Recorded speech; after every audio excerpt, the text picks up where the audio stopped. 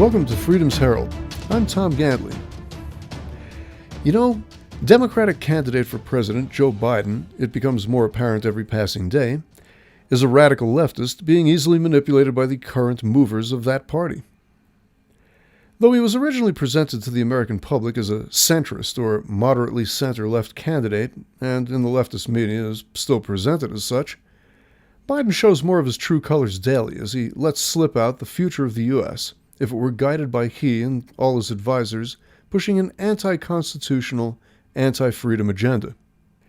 In addition to being a bungling public speaker, Biden is a shameless opportunist who has begun to support all the left-wing socialist Democrats' platform.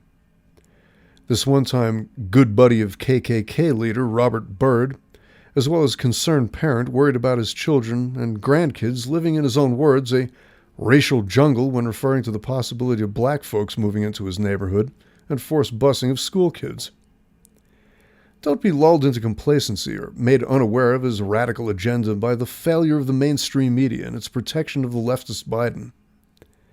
Their hatred of conservative values, as well as conservatives themselves, will have the likes of CNN, NBC, MSNBC, or BSNBC if you look at it that way, and Univision Hispanic station, which is wholly owned by NBC, conveniently dodging the issues that would otherwise be weaponized to the nth degree against President Trump, or really any conservative who would defend our borders, help us keep the money we earn, and protect the Constitution.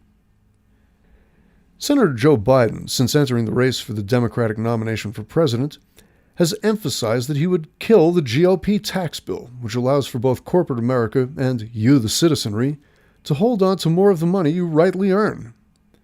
The corporate tax cut from 35% to 21% has allowed for more hiring, which aided the incomparable and unprecedented overall economic boom the U.S. was experiencing pre-COVID-19, and what it would still be experiencing were it not for that. Joe Biden and the leftists manipulating him don't care about the nation's strength and business innovation. Biden doesn't care a lick about you, the worker, either. But under the Obama administration, he looked the other way, as China stole our intellectual property and waged an economic war against us. What did Biden do?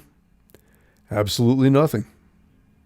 Senator Biden has frequently stated that he would callously jeopardize American sovereignty by tearing down the border wall, which has been proven to keep illegal aliens from violating U.S. law by entering America under false pretenses, or maybe no pretense at all. He has positively stated that if he were president, he would ensure that illegal aliens were covered by socialized health insurance. Obamacare 2.0 will be coming. Who do you think is going to pay for them to have their anchor babies in the U.S.? You will, of course.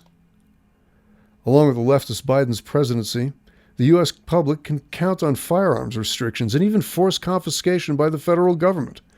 Not everyone will go quietly into that night, like the McCloskeys. Remember them? The St. Louis couple who had their firearms forcibly confiscated on the order of a Marxist district attorney, whose campaign was funded by ultra-leftist foreigner George Soros, long known to have a deep hatred for America. Why were their weapons confiscated? For simply defending their homes against what they thought would have been a violent takeover and possible violence against themselves. Biden will also receive funding from George Soros in the weeks and months to come, if he hasn't already. And for the citizens who will not comply with confiscation, shots will ring out, and great volumes of blood quite possibly will be spilt in defiance all over the nation, if, God forbid, it ever comes to that.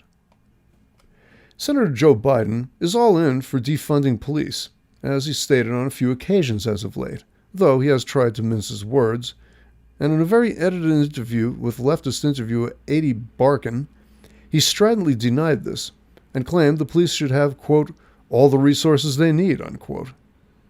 That line was edited out of the final copy of the interview so as not to give Biden negative views with the leftist fan base that Barkan has. Once again, the leftist media runs a protective screen for its favorites. But in reality, Biden has hinted that police monies should be redirected elsewhere in dealing with crime. So if money is directed away from law enforcement, where does it go if not police jurisdictions?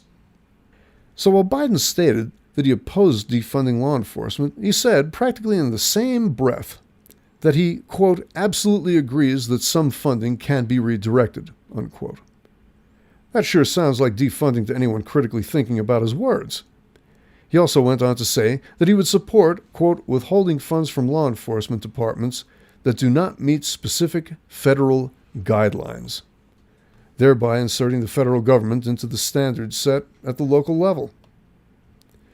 You know those standards will be strict and difficult to attain, and will be all about holding back federally allocated money for the appeasement of anti-police organizations like Antifa or Black Lives Matter. Senator Biden, in a ventriloquist dummy mimicking of AOC's Green New Deal, has also stated that he would work on banning coal and gas production in the U.S. Pandering to the boogeyman of global destruction through climate change, our economy might just be destroyed if 10% of the overall economy is removed. That's about what gas and oil contribute to. Joe Biden's and the Democratic Party's platform is the most left-wing agenda ever written for a presidential candidate in American history. But that is not my right-wing hyperbole. It comes directly from Bernie Sanders, who wrote or at least contributed to much of it. I never thought I'd cave in to parodying the overused descriptive of the upcoming 2020 election being, quote, the most important in the history of the nation, unquote. But I believe this is now true. The Democrats will push to get Washington, D.C. statehood, thereby securing a leftist Senate for years to come. Remember, there will be two more than likely Democratic senators added to the upper chamber. They will mandate themselves the authority at the federal level to gerrymander representative districts so as to permanently relegate to penury and insignificance the conservative people of the United States. This will cement the left's desire to exact their intolerance and bigotry on certain people in American society.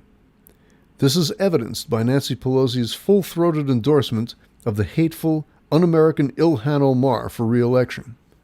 They have also expressed a huge desire to stack the Supreme Court with leftist judges so as to have absolute authority in all three branches of the U.S. government forever.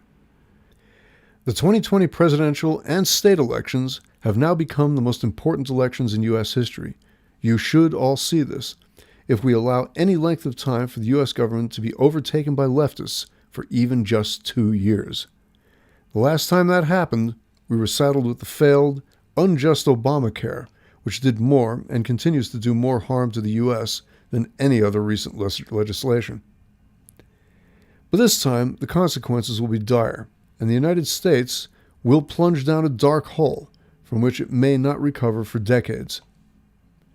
So it is clear that the direction that Senator Joe Biden is on, whether of his own volition or because he has been easily manipulated into swallowing the bitter pill of a leftist agenda of Bernie Sanders, Alexandria Ocasio-Cortez, and Ilhan Omar, with its contempt for you, the common men and women of our nation.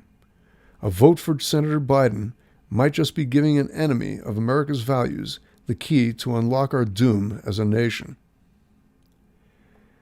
This has been Freedom's Herald. Stay tuned for more commentary and analysis on Resilience Talk Radio and podcasts.